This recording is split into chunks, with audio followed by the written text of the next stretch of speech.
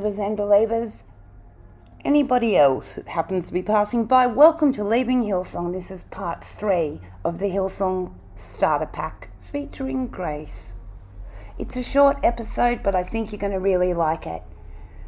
My name's Tanya, and we are continuing a conversation that we sort of just stumbled onto with Grace about coping with leaving Hillsong, and how do you cope with triggers, and how do you cope when you see people in the street, and how do you cope looking back. It's been a really busy time at the moment with the court case, so it's going to be a short intro, editing as fast as I can to bring as much content as I can to you in between naps after court in the trial of Brian Charles Houston. So stick around, have a little listen, like, subscribe, share, support, do what you can. Enjoy this little episode. It's my way of saying, be kind to yourself, be kind to other people, just keep leaving Hillsong. Grace will talk you through it. Talk soon. And we know, we've talked about the work, we've thrown narcissism around. It's very hard, very, very, very hard to get change. I would suspect something absolutely drastic has to happen. Pat Mercedes is a great example. I mean, that guy doesn't have any clue. Really, he gets on his high horse and he forgets what the hell he even did. I mean, his character and leadership is disgusting. I mean, how has he not changed? And that's the big thing. I think we need to also accept that churches breed narcissistic, sociopathic people under the name of God. Perfectionism. We've talked about perfectionism. We've talked about purity culture. Talking about a nuclear Western way of being. Yes, yeah. And that's the answer to life and success and happiness, and also the brimstone and fire, where you're going to go when you die, and the devil's going to get you. So, be around pure people. And really, that's really it in a nice, neat package for you. I mean, that's the suite of products that they've got to offer. They don't need to have as much control over someone's life and their ability to move forward and live in freedom and health and happiness in relationships and feel connected and respected and not judged. And that's all human rights, That's what I would say. Yeah. And don't get me wrong, I have my battles with this too. Yeah. I mean, I look back and I'm devastated on the relationship bike I could have jumped on, but I stayed pure because, you know what, I'll just wait for God to give me the man that he's got for me kind of rubbish. I'm devastated. I've lost, thank God not all of my 20s, but really, I had some significant traumas around 26, 27, now in my early 30s.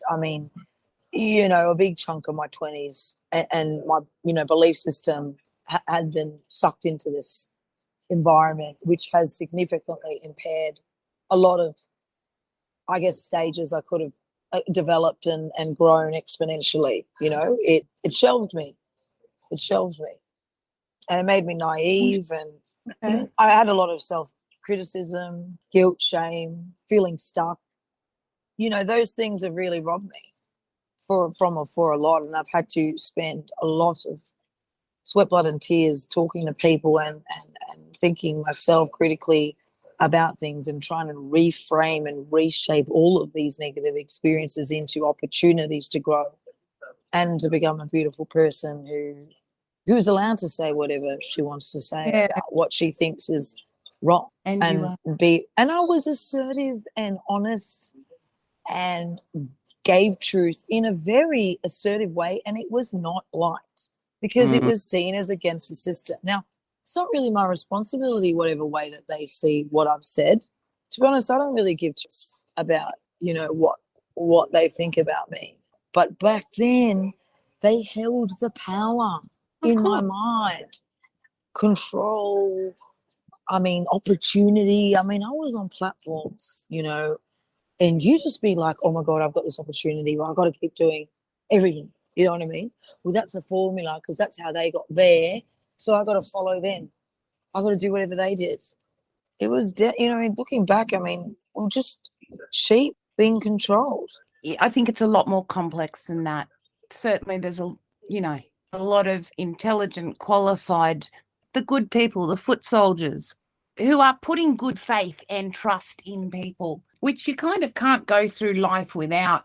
At the same time, it'll be good when we can start talking about like ways to protect ourselves from being vulnerable to those kinds of abusive systems and stuff. But it's an ongoing thing, isn't it?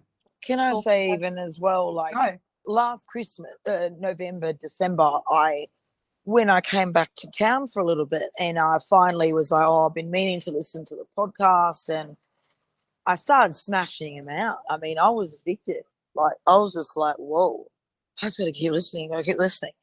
I remember it was like, they call it in research world, the point of saturation, where you actually have so much data and so much detail and the evidence is overwhelming.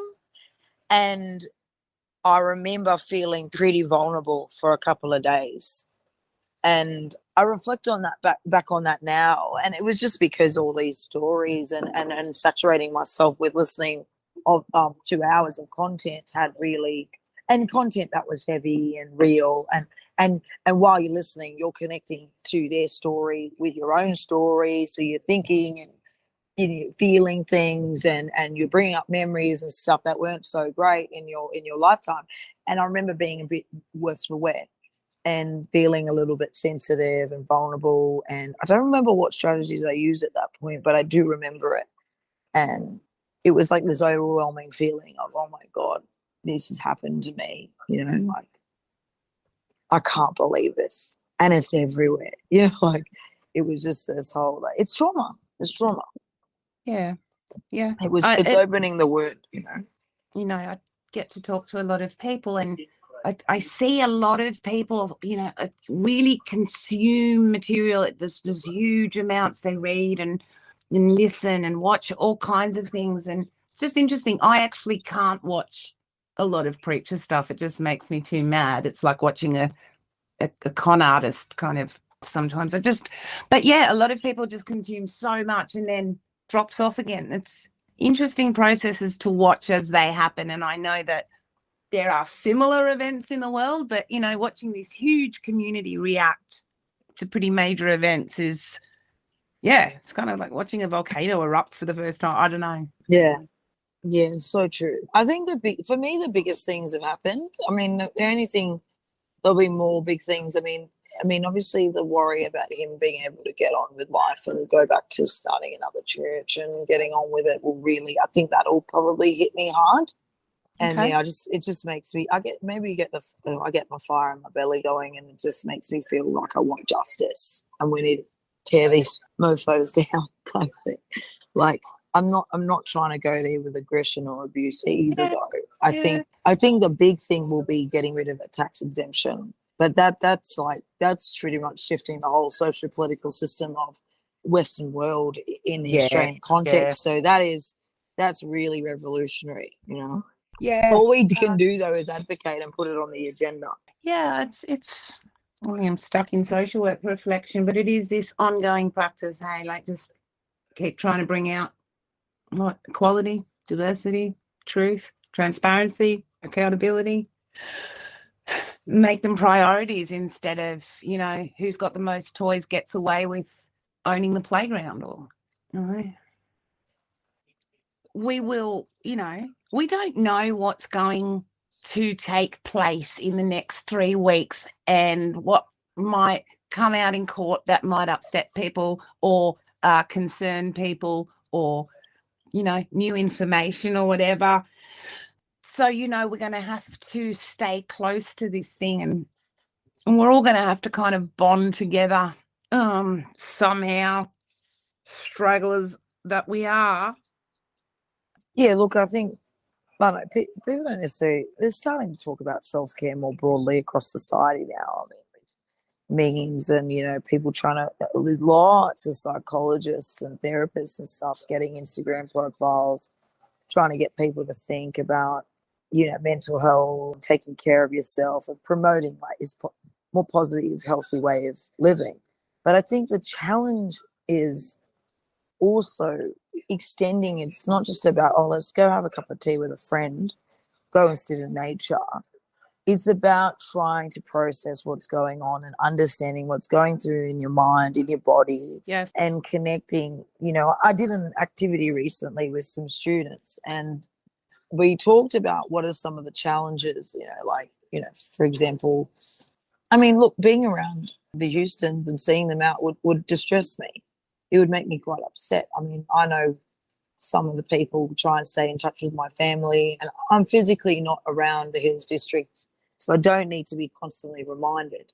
And they talk about that in, like, when you're healing from a trauma, that, trying to remove the things that's going to remind you of those negative experiences and taking it further. Like, for example, explore the thoughts and feelings that you have around it. So for me, it'd be about seeing someone from the church that was very famous and maybe knew me and used to have a relationship with me, and wondering the social anxiety that would come up in an interaction if I was to bump into them in the street.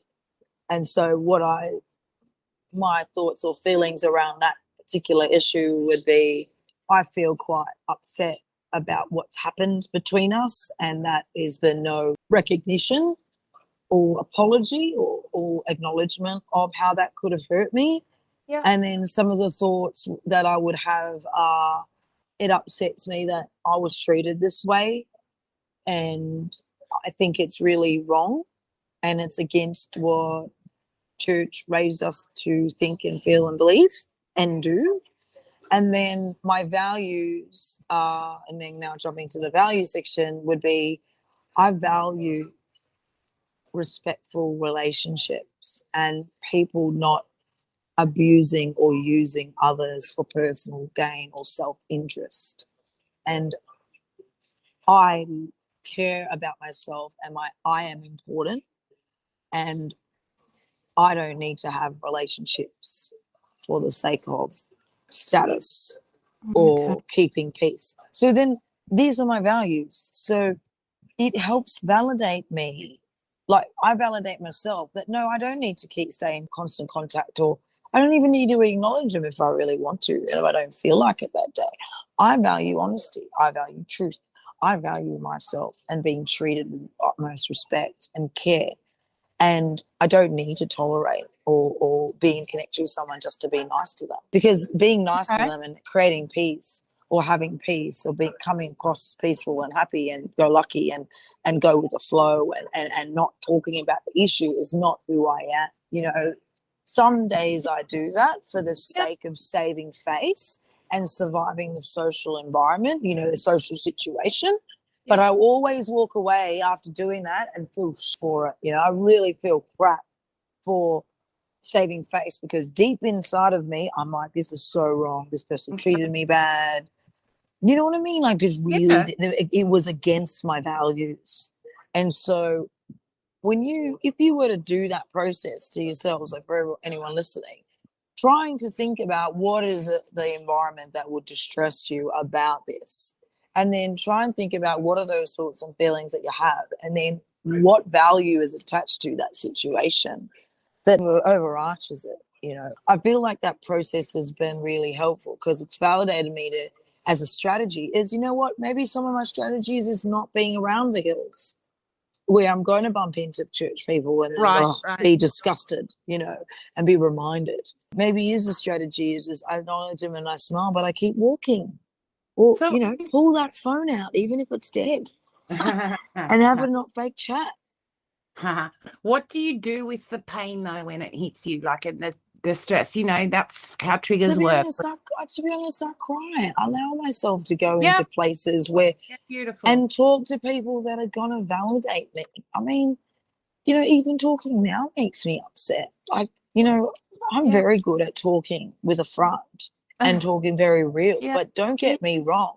You might hear passion, but there's a lot of pain and disappointment and disgust and confusion still attached to certain things that have occurred in my life, especially in the context of church. I think people need to be reminded that they aren't ducks, they're humans, so they're emotional, relational beings. But remembering, I think, I don't know, I used a strategy the other day and I came up with it myself. I told myself, what is it about this situation that I can control? Pretty much almost nothing. Yeah. I can't really control the situation. Most situations generally are out of our control. When it's got nothing to do with us, but it triggers us, it impacts us directly or indirectly. So I tell myself, this situation, I have no control over right this second. Could apply it to Brian's case on the 3 weeks and whatever will happen. I mean, again, side note, 3 weeks is just what they've said.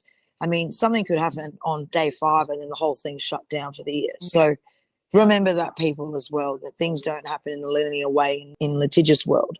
But anyway, going back to what I was saying is I've got no control over the situation. I don't have absolute utter control over it.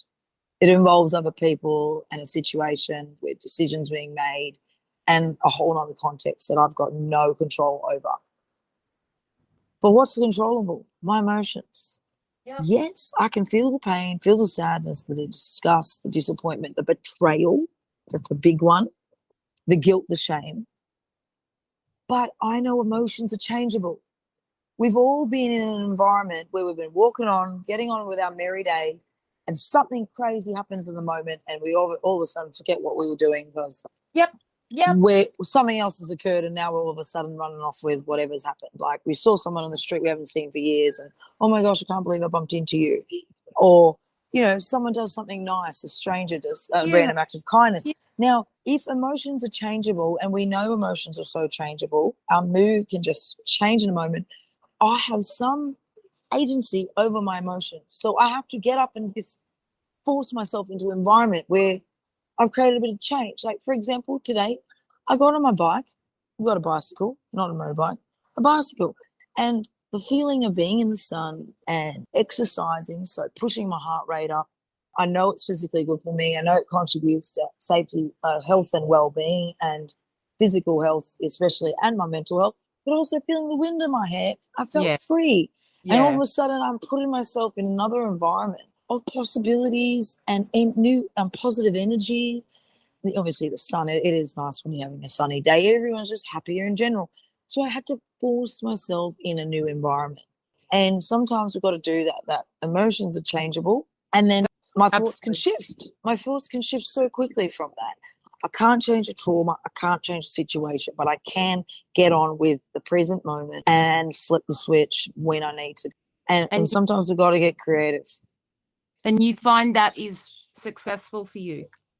It's been at the moment, and I've been in a very stressful work environment. Yeah, wonderful. And in my personal life where there's been ongoing conflict that is going to stay unresolved. And this is what this is with the church and with church-related trauma. It's unresolved conflict.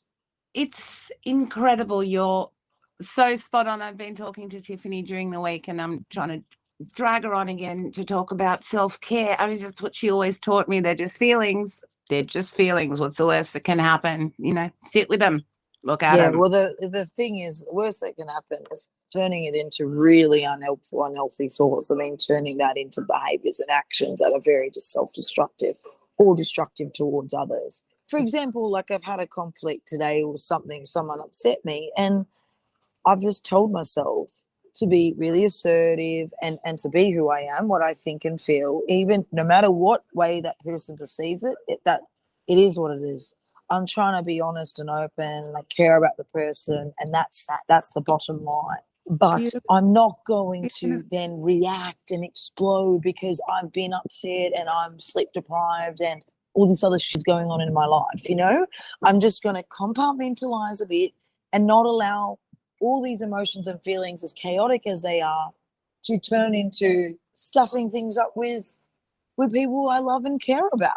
Yeah. I mean, if I can help it. I can't always help it. We're going to get triggered. We're going to have that trigger that, you know, someone's going to do something and it's going to be in our face in that moment. And sometimes we're just going to negatively react to that. You know, we're going to say things later. We thought, flip, why did I do that? I should have just walked away and calm myself down and later had a conversation. So we have to be kind to ourselves and have compassion. And compassion is not just about being kind to ourselves. It's about loving ourselves no matter what we have done or said that we've hurt others or we've hurt ourselves. It's just being really caring and understanding that, you know, accepting ourselves no matter what. Really, that's what it is. because I beat myself up too. Your honesty is one of your most incredibly attractive features. That's so cool. Yeah, so cool. These are practical strategies that will really help people. I know they help me. If we wanted to keep talking about this, like, you know, and have a follow-up chat, I think it's really worthwhile to talk. I'm going to try and put out as much content as I'm able to edit over the next few weeks, because it's, you know, this is the big one. And, you know, lots of different perspectives of different people using the same tools, but it seems to keep coming up over and over, this concept of doing the work and just facing it and, you know, looking at stuff and not avoiding and not derailing and not kind of backtracking and hiding under the bed and stuff, because you eventually get dragged out anyway. Yep. Like the time, like, because I used to get my hair washed when I was 7. I used to get my hair washed on Saturdays. Had this very long red hair, and I didn't like it. They put my head in the bathroom sink and stuff. So one Saturday morning, I hid in the hallway cupboard, and I'm not really sure what I thought was going to happen. Like if I just stay there for the rest of my life or what. So yeah, eventually then I got in trouble and I got my hair washed. So it's, you know, it's kind of the same thing with trauma. You can hide in the hallway closet, but eventually they find you and wash your hair anyway, and it's kind of worse. Let's reconvene, hey? Let's just see what happens, and we'll be back to figure it out from there, yeah? Sounds good. Thank you so much for that. I think that was just amazing, amazing, amazing, Grace. So have a We'll talk wonderful soon. sunny day. Yeah, talk to you soon. Bye. Bye.